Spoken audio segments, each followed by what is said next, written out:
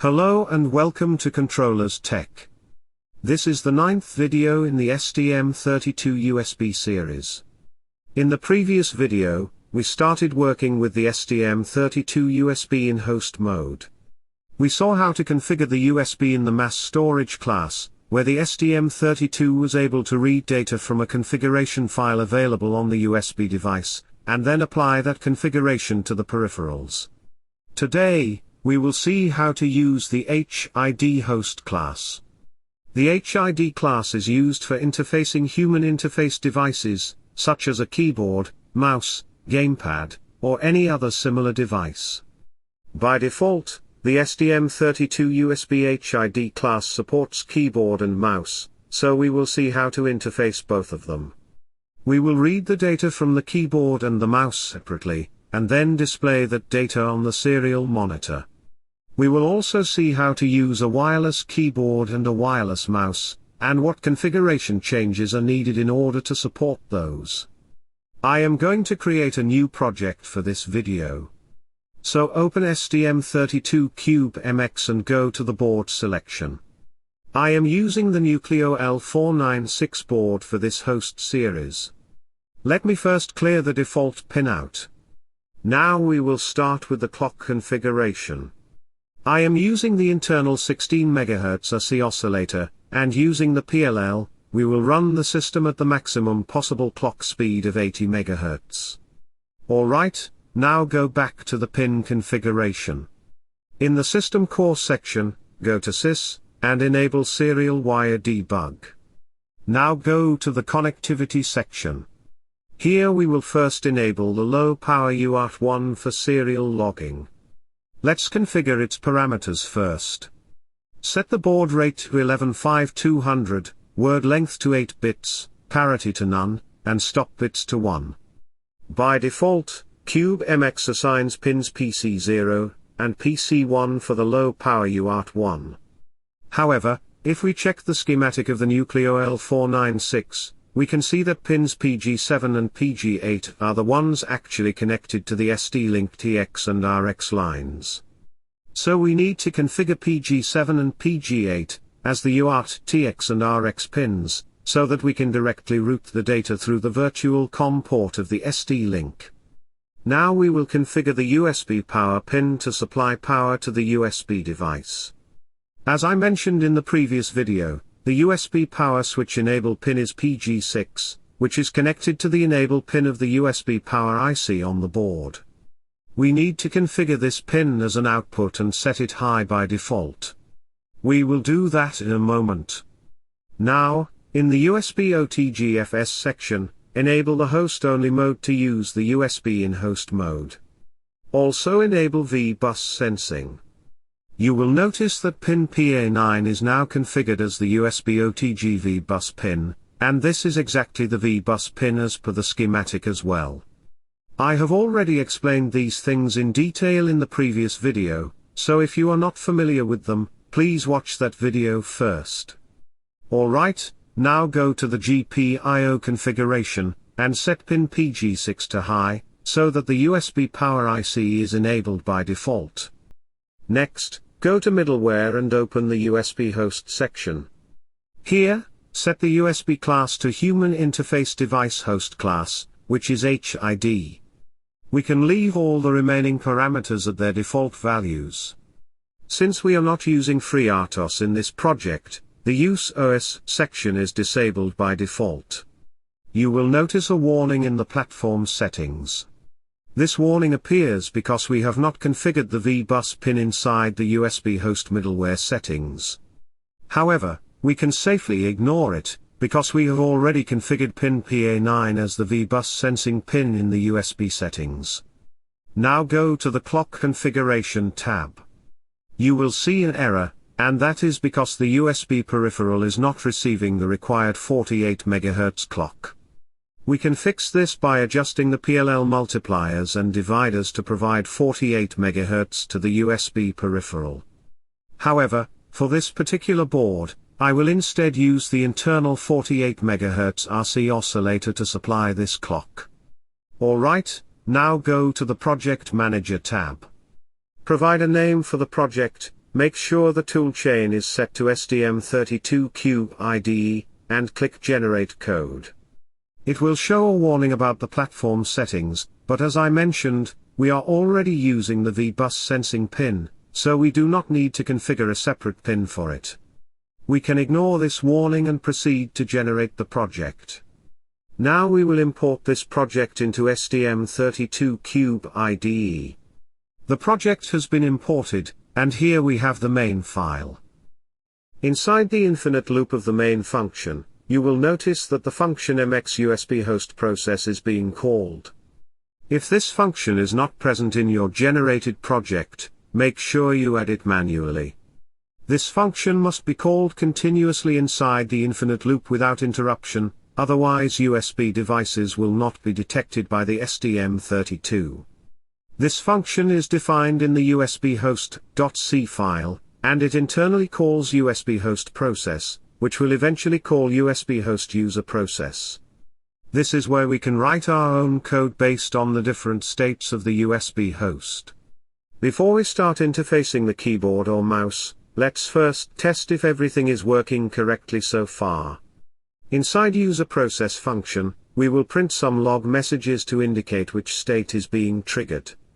I am writing logs for 3 states: when the USB device is ready, when it is connected, and when it is disconnected.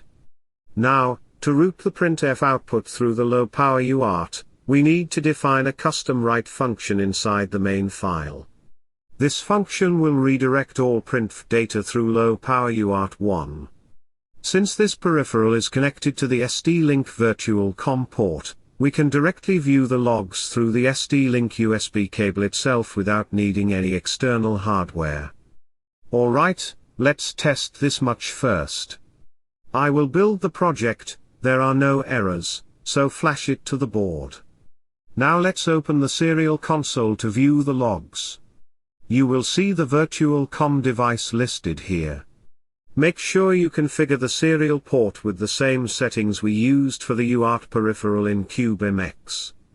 Let's connect to this port.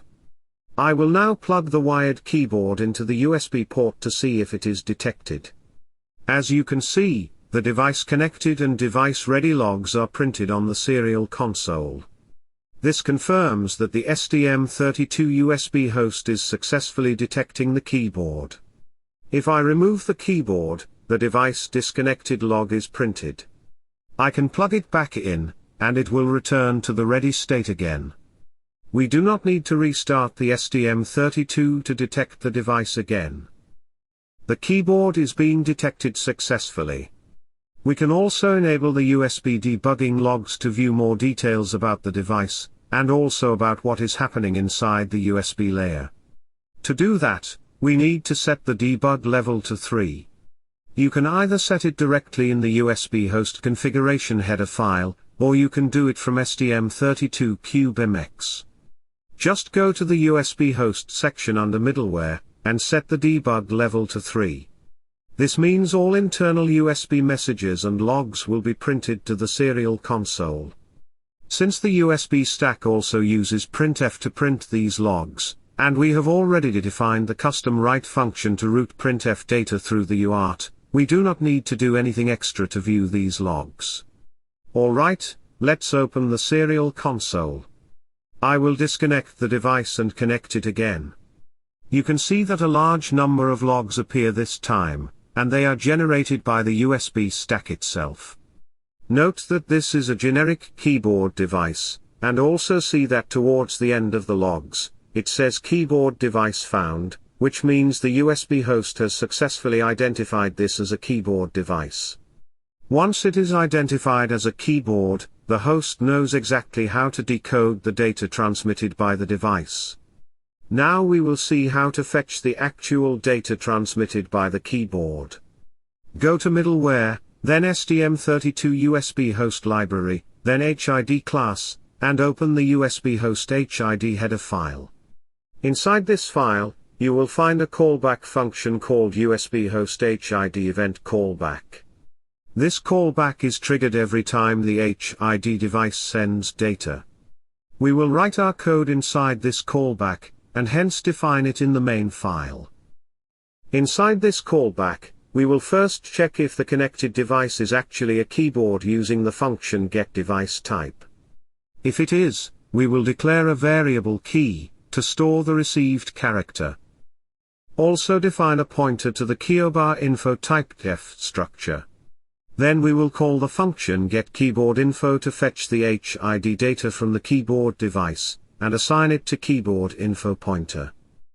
Next, call the function getASCII code, which converts that raw keyboard data into an ASCII character.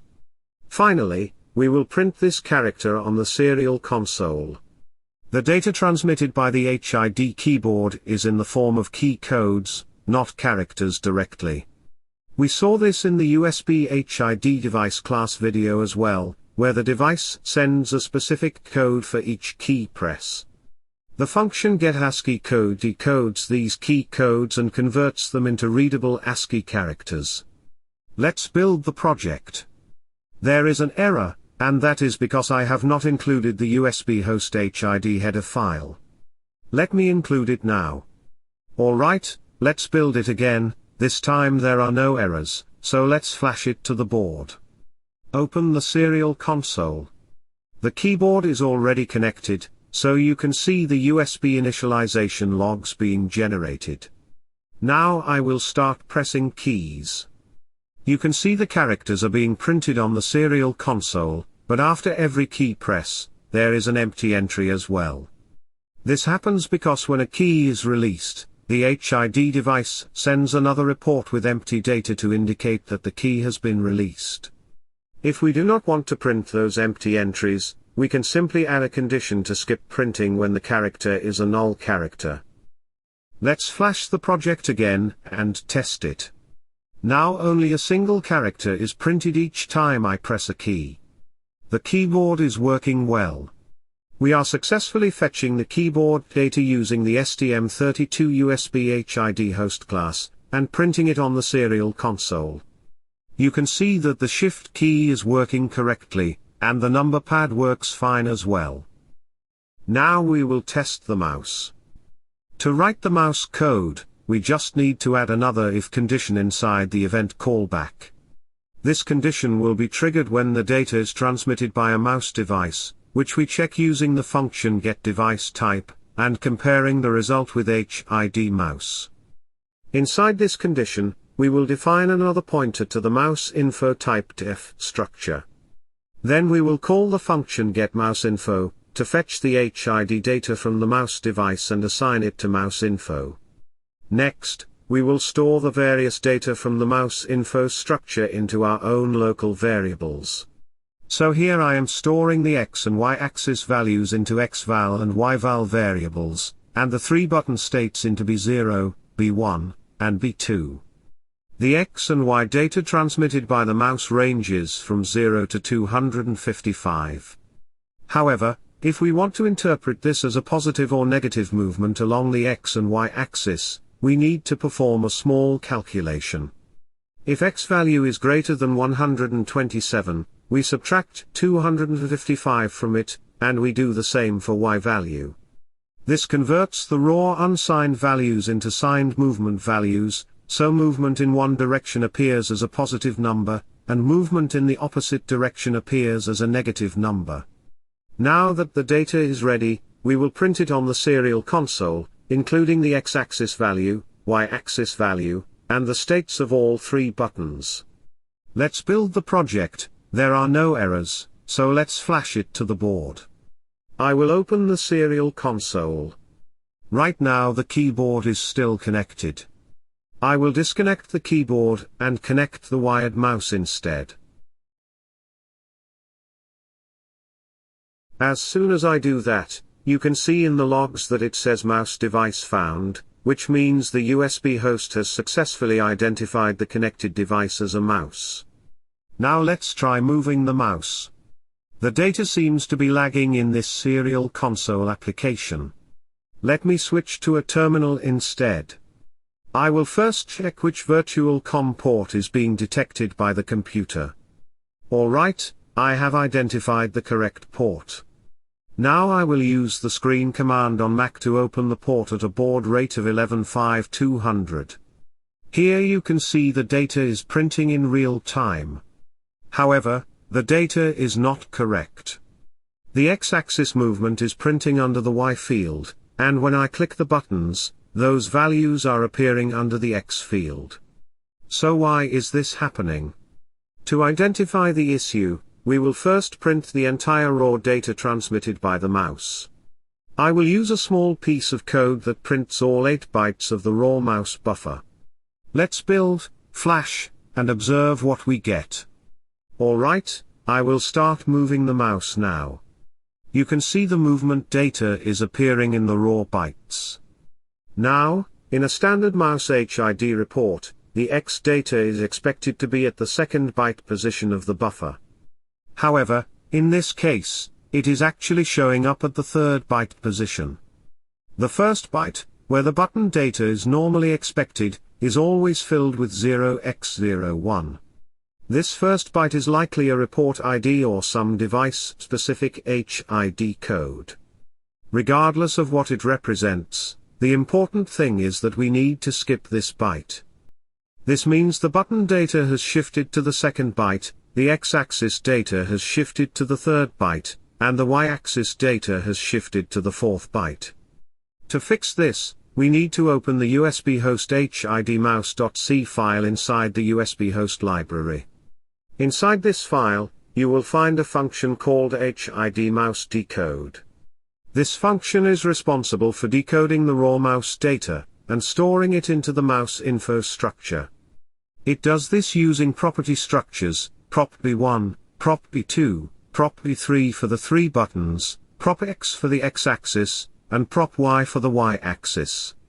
Each of these structures has a data pointer that points to a specific byte offset in the mouse report data buffer. This is where the byte offsets are defined, and this is exactly where we need to make our correction. Since all the data has shifted 1 byte to the right, I will update the data pointer offset for the button properties to byte 1, the X-axis property to byte 2, and the Y-axis property to byte 3. Let's build and flash the project again, and this time we will print the actual formatted data instead of the raw bytes. You can see the buttons are now working correctly. A left click shows B0 as 1, a right click shows B1 as 1, and a middle click shows B2 as 1. The X-axis movement is also responding well. We can see both positive and negative values for the X-axis movement. It is important to note that the mouse reports relative movement, not absolute position. This means the values you see here represent the change in the X-axis since the last report, not the actual cursor position on the screen.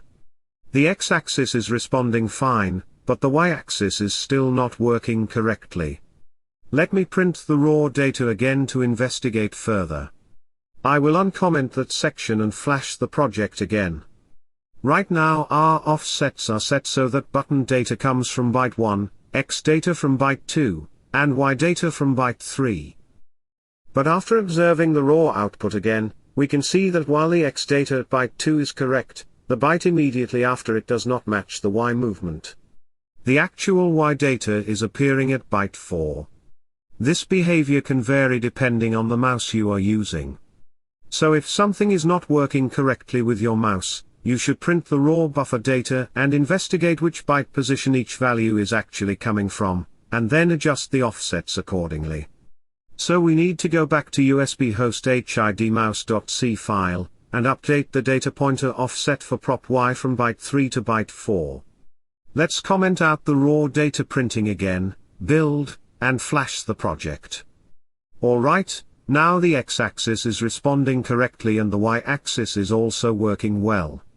All 3 buttons are printing their correct states, left click, right click, and middle click are all being detected properly. The movement along both the X and Y axes is also printing fine with correct positive and negative values. Now we will move on to wireless devices. Using wireless devices is not as straightforward as it may seem. I have a wireless mouse here along with its USB receiver. I am going to connect the receiver to the USB port. You can see that the STM32 is detecting it as a keyboard device, not a mouse. So why does this happen? Most wireless device receivers are programmed to support more than one interface. Even though this is a mouse receiver, it is designed to work with both a keyboard and a mouse. So the same receiver can be used for either type of device. We need to first find out if that is actually the case here. To investigate this, we will write a custom function inside USB host.c file, that prints all the interface information for the connected USB device. I am defining a new function called USB print interfaces. This function will print the total number of interfaces, and for each interface it will print the class, subclass, protocol, number of endpoints, and the endpoint addresses. We will then call this function inside the user class active case, right after the device ready log is printed. Let's build and flash the project. The device is still connected, and now you can see that the device has two interfaces. The first interface IF0 has a protocol value of 0x01, which corresponds to a keyboard. The second interface IF1 has a protocol value of 0x02, which corresponds to a mouse. So the mouse is actually on the second interface, and since the USB HID host finds the keyboard interface first, it registers the device as a keyboard.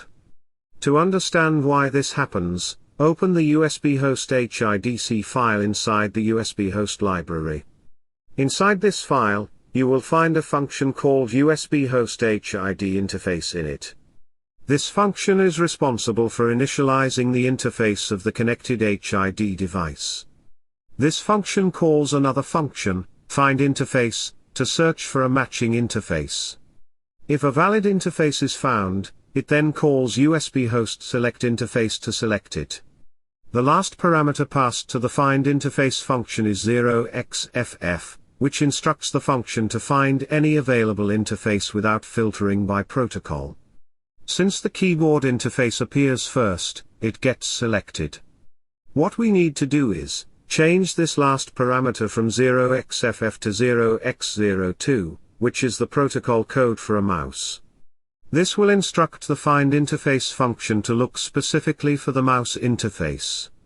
Since we are connecting a mouse, it will always find the mouse interface, so we do not need to worry about the case where the mouse interface is not found. Now, the ideal solution here would be to use both interfaces simultaneously, so that the same receiver can handle both the keyboard and the mouse at the same time. However, the STM32 HAL USB host library is not designed to select and manage more than one interface at a time.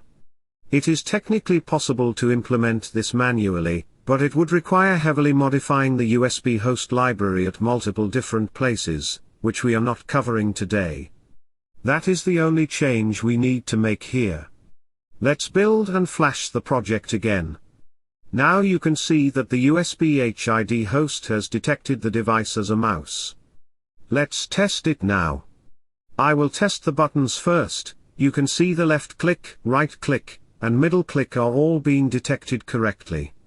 Now I will test the X-axis movement. The movement in X is working well. However, the Y movement is still not working. So we will go back and print the raw buffer data again to investigate. After observing the raw output, we can see that the X movement is at the correct position, but the Y movement is appearing at byte 3. However, recall that for our previous wired mouse, we had modified the mouse.c file to fetch the Y data from byte 4. So we need to change that offset back to byte 3 for this wireless mouse. Let's build and flash the project again. Now I will test both the X and Y movement. You can see the Y movement is now being detected correctly as well. Our wireless mouse is working fine. The buttons, the X movement, and the Y movement are all being detected and printing correctly on the serial console. This shows that when working with different devices, it is not only the interface selection that matters. We also need to pay attention to how each particular device transmits its data, because every device can have its own byte layout in the HID report. This is why printing the raw buffer data is a very useful first step when something is not working correctly. It helps you identify exactly where each value is located in the report, and adjust the offsets accordingly. Alright, for the file test, I am going to connect my Logitech wireless keyboard. Now I am going to connect the 2.4 GHz receiver to the USB port. You can see that this receiver has 4 interfaces. The first one is a keyboard, the second is a mouse, and the remaining 2 have a class value of 0, which means they are likely reserved for future use, or are not relevant to us. Since the first interface is a keyboard, we do not need to make any special changes. We can revert the last parameter of find interface function back to 0xFF, which instructs it to find any available interface. Since the keyboard interface appears first in the descriptor, it will automatically be selected and the device will be detected as a keyboard. Alright, let's build and flash the project. You can see that the keyboard has been detected, which is exactly what we expected. Now let's test it by pressing some keys.